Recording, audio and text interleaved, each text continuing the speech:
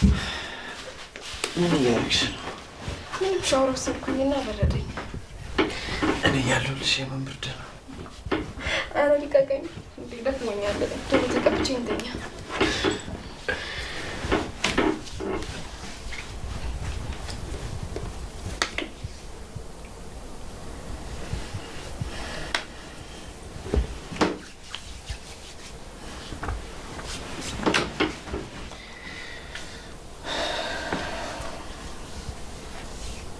እንዴ እጅ ይንሸራተታል እንዴ?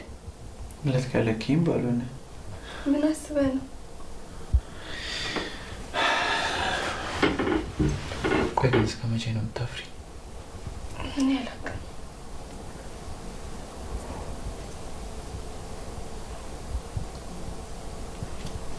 እንደሱ አትይኝ ኪራ።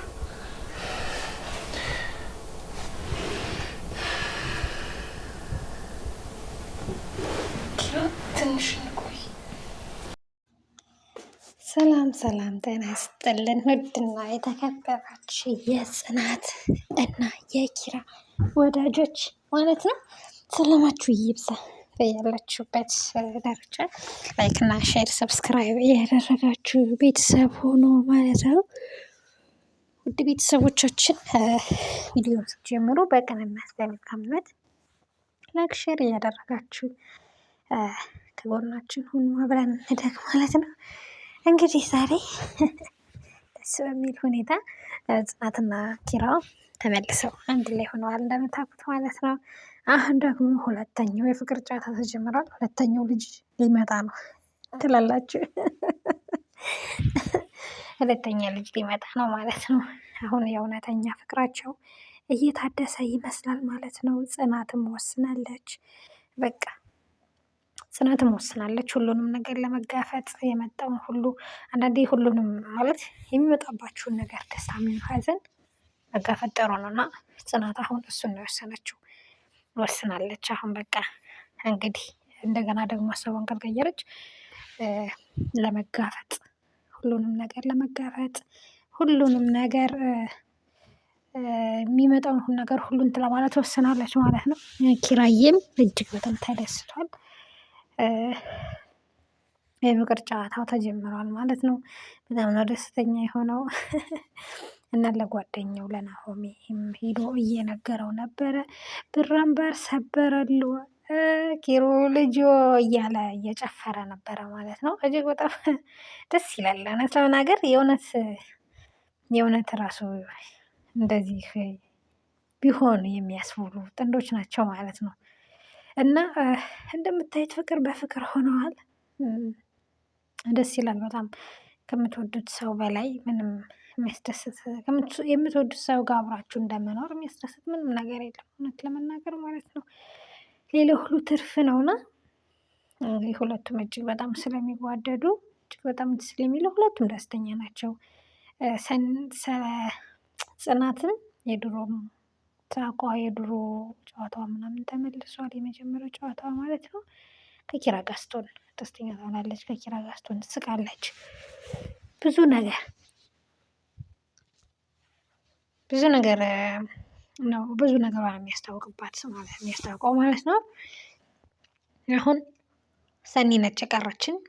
ሰኒን በቅርቡ እንድራታለን ብለን ተስፋ እናደርጋለን። እውነት ለመናገር የሰኒ ጉዳይ እጅግ በጣም ከባድ ነው።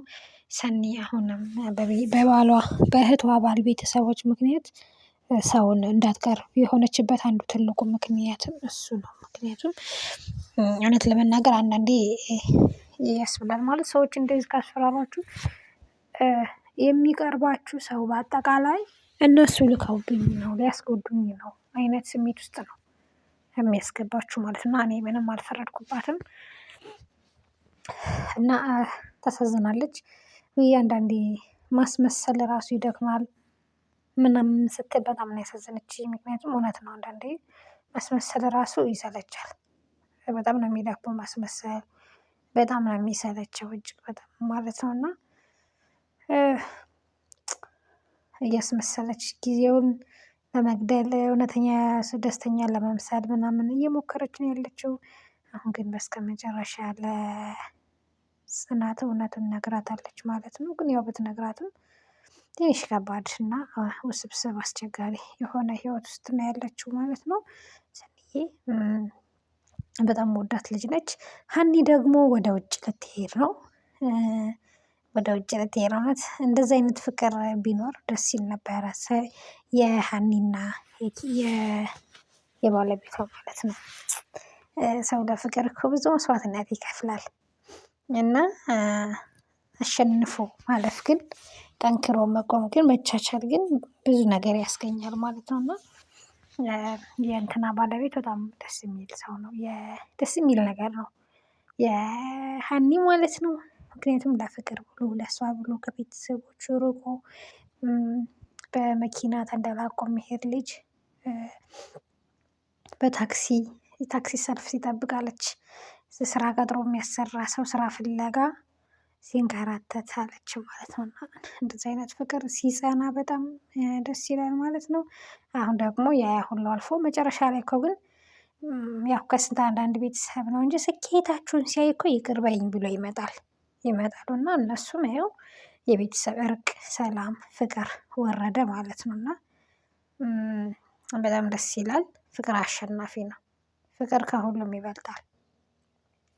እና ውድ ቤተሰቦች ለፍቅር ዋጋ ክፈሉ። ለምታምኑበት ነገር ዋጋ ስትከፍሉ ዋጋ ይሰጣችኋል ማለት ነው።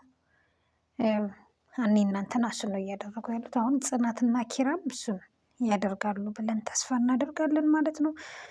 እና ጽናትና ኪራም እሱን እንደሚያደርጉ አንጠራጠርም። ውድ ቤተሰቦች ደስ ያላችሁ ላይክ እና ሼር ሰብስክራይብ እያደረጋችሁ መልካምነት ለራስ ነው። መልካምነት አይከፈልበትም።